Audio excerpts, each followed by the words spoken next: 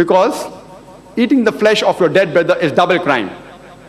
Eating flesh of a human being is a sin. Even the cannibals who eat human beings, they don't eat the meat of their own brother. So the Holy Quran says, if you backbite, you are doing double sin. It is as though you are eating the flesh of your dead brother. Speaking ill about someone without proof is a sin. Speaking ill about someone behind the back is double sin. And Allah subhanahu wa ta'ala says and gives the answer, nay, you would abhor it. The Salaah, it increases truthfulness and honesty in the business and the daily dealings. As I said earlier, the Quran says in Surah Ankabut, chapter 29, verse number 45, Utlu ma uhiya ilayka min al-kitabi wa aqimi salata. Inna salata tanha anil fahsha'i wal munkar. That recite of what we have revealed to thee of the inspiration of the book, and establish regular prayers. For verily, prayers restrain you from shameful and unjust deed.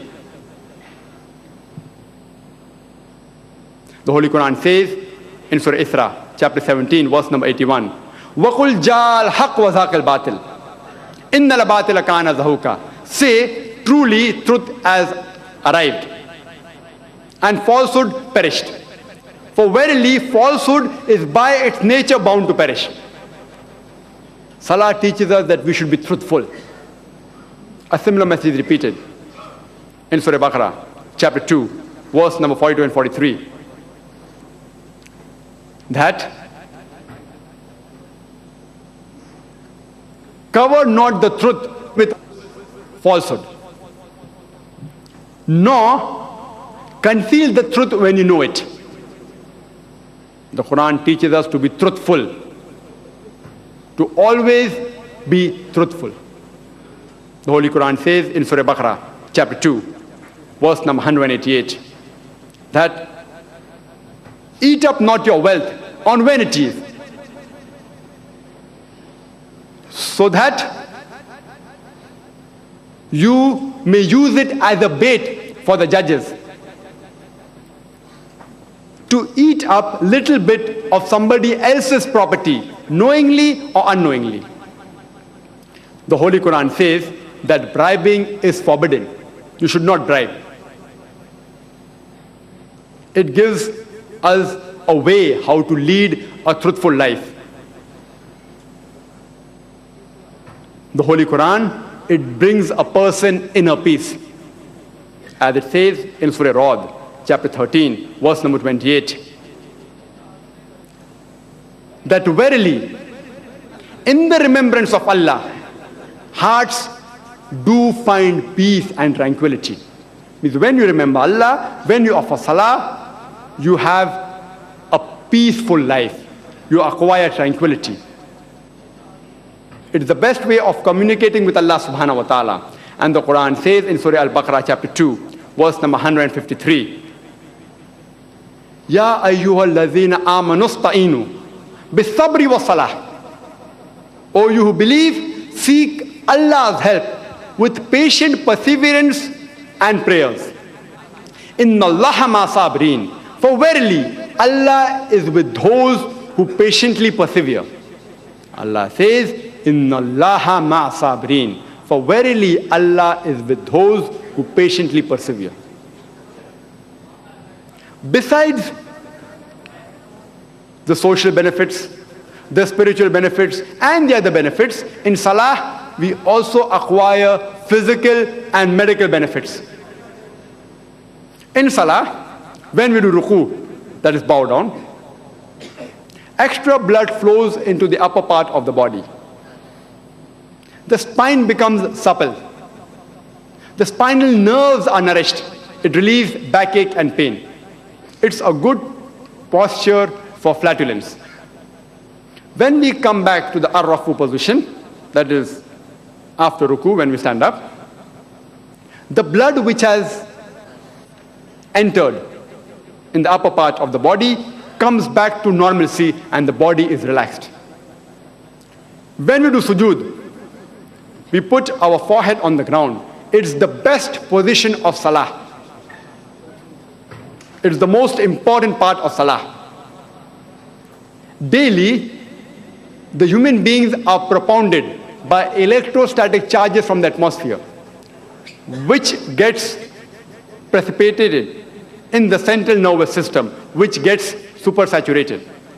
These extra electrostatic charges have to be dissipated and discharged. Otherwise, you will have headache, neck ache, muscle spasms, etc. No wonder people regularly take tranquilizers and drugs to relieve the pain. These extra electrostatic charges have to be dissipated and discharged. For example, how do you have a heavy electric appliance? It normally has a 3-pin plug. The third pin and the third wire is for grounding, for earthing. Similarly, when we do sujood, we put the forehead on the ground. And the best part of the body, the brain, and the best part of the brain, the frontal lobe, is put on the ground, which causes grounding or discharging of these extra electrostatic charges. That does not mean that if you put your hand below the musalla, the prayer mat, you'll get a shock. But there is dominance of the frontal lobe, and the thinking capacity of the brain is not on the top of the brain, it is in the frontal lobe. Therefore, we do sujood in Salah. When we do sajda, there is extra blood supply going to the brain, which is responsible for a healthy brain. When we do sujood, extra blood flows into the skin of the face and the neck, which increases the blood circulation of the skin of the face, which is very healthy, especially in cold seasons. It prevents diseases such as fibrositis and chilblains. When you do sujood, there is drainage of the paranasal sinuses, and there is less chances you'll have sinusitis, that is inflammation of the sinuses. Normally, the human beings throughout the day, they have an erect posture. And the maxillary sinus, the ostium, the opening is in the upper medial part. And the secretions, because of the erect posture, cannot be drained. Therefore, in sujood, it's like inverting a pot which is full.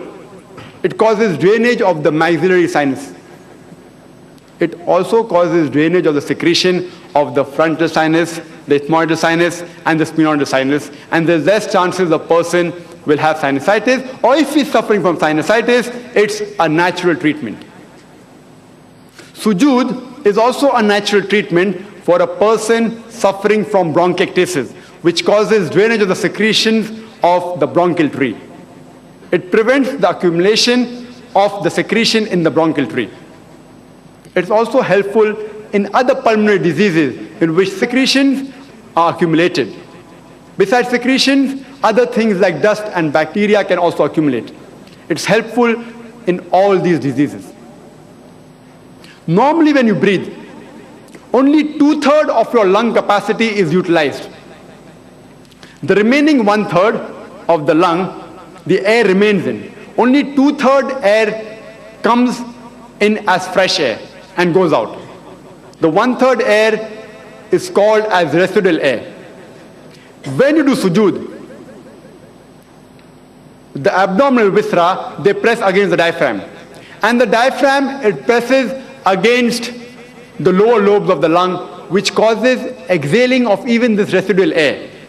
So once the residual air goes out, more fresh air comes in, which is responsible for a healthy lung. When you do sujood, due to decreased gravitational force, there is extra venous return from the abdominal organs. The venous return of the abdominal organ, it increases. The sujood and ruku, it's a good posture against femoral and esophageal hernia. It's also a prophylaxis treatment in a person suffering from hemorrhoids, which in layman's terminology is called as piles. It's also helpful in the prolapse of the uterus. When you do sujood, your weight is concentrated on the knees when your legs are flexed. And the soleus, and the gastrocnemius muscles, the muscles of the leg, are also called the peripheral heart because it has an extensive venous return, which is responsible for increasing the venous return of the lower half of the body.